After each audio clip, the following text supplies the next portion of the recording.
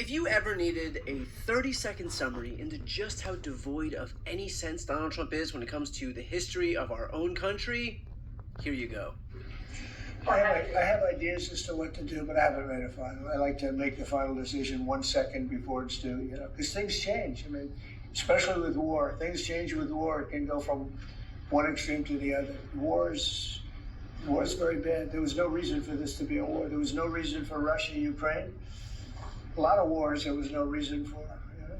You look right up there, I don't know, see the Declaration of Independence, and I say, I wonder if the Civil War, it always seemed to me maybe that could have been solved without losing 600,000 plus people. Does he think that the Declaration of Independence has anything to do with the Civil War? Is Donald Trump under the impression that independence was declared from the North by the South? Does he think that a document that was signed in 1776 declaring the independence of a country that he literally leads is somehow about a civil war that occurred nearly a century later? Look, I get that not everybody can be a constitutional scholar like Jamie Raskin. I'm not out here looking for a genius. I'm just looking for not an idiot. And yet, the search continues, because the reality is that him thinking that the Declaration of Independence has anything to do with the Civil War isn't the exception when it comes to Trump, it is the rule. He has consistently shown an inability to grasp any concept of time when it comes to the Civil War. I mean, had Andrew Jackson been a little bit later, you wouldn't have had the Civil War. He was really angry that he saw what was happening with regard to the Civil War. He said there's no reason for this. Ah, yes. Andrew Jackson could have easily prevented the Civil War if only he hadn't died 16 years earlier. But other than that minor detail, Trump is totally spot on. If nothing else, Trump's entire tenure has proven how offensively stupid he is when it comes to the history of the country that he himself leads. Like, for example, when he said this. The Continental Army suffered a bitter winter of Valley Forge, found glory across the waters of the Delaware, and seized victory from Cornwallis of Yorktown. Our army manned the airport. It ran the ramparts. It took over the airports. It did everything it had to do. And at Fort McHenry, under the rocket's red glare, it had nothing but victory. And when dawn came, their star-spangled banner waved defiant. Ah, yes, George Washington's army took over the airports during the Revolutionary War in 1775. It took over the airports. Granted, the first airport wasn't erected until the early 1900s, but that's likely owed to the fact they were such a prime target for takeover in wars, which George Washington made abundantly clear.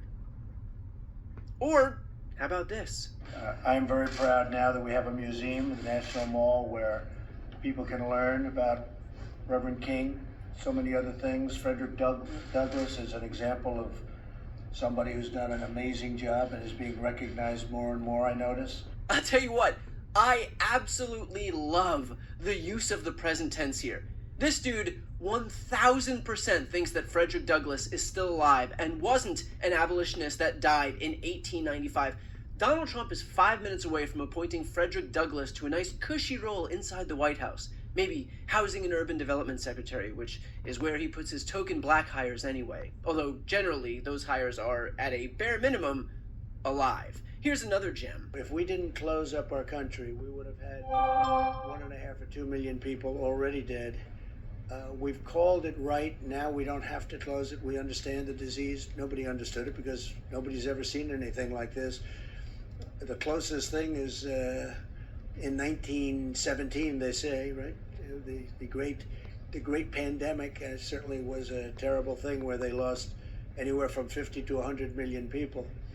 Probably ended the Second World War. All the soldiers were sick. It's true. The 1918 flu pandemic did indeed end World War II. And I know what some of you are thinking. World War II didn't start until 1939.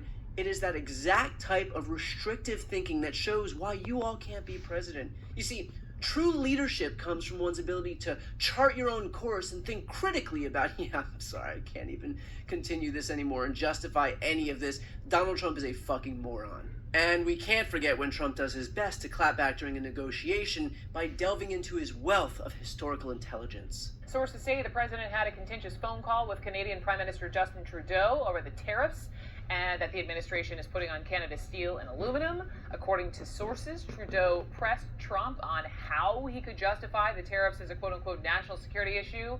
And this was President Trump's response, quoting him, "Didn't you guys burn down the White House?" referring to the War of 1812.